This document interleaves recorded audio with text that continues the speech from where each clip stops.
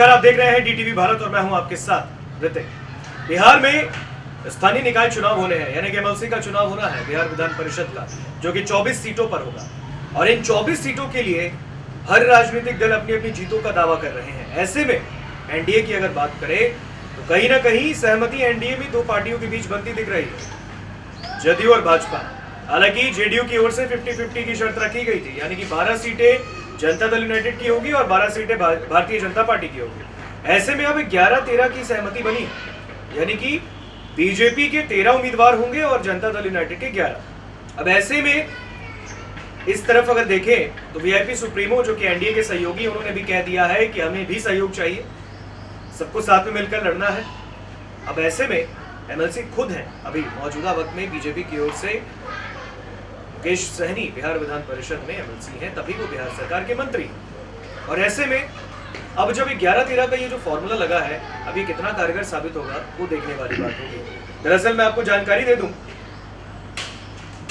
स्थानीय निकाय कोटे से बिहार विधान परिषद की 24 सीटों के लिए होने वाले चुनाव को लेकर एनडीए में सहमति हो गई है। सीटों की संख्या को लेकर कोई मतभेद नहीं।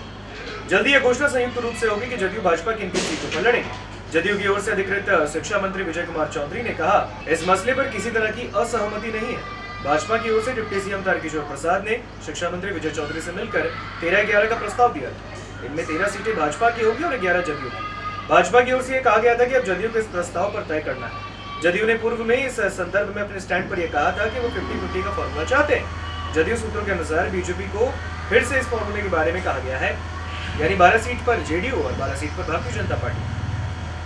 ये कहा जा रहा है कि इस पर सहमति संभव है। बता दें कि एक दिन पहले Bharatiya Janata party core committee की बैठक में 2015 के विधान परिषद चुनाव में जीती सभी सीटों पर चुनाव लड़ने पर सहमति बन गई थी। और इसके साथ ही इस बार भी सहमति बनी थी कि जदयू के साथ आधिकारिक बातचीत के बाद ही किसी नतीजे पर पार्टी पहुंचेगी। तो कोर ग्रुप की बैठक के बाद बीजेपी ने अपने निर्णय से जदयू को अवगत करा दिया था और इस बैठक में कई वरिष्ठ नेता शामिल हुए थे।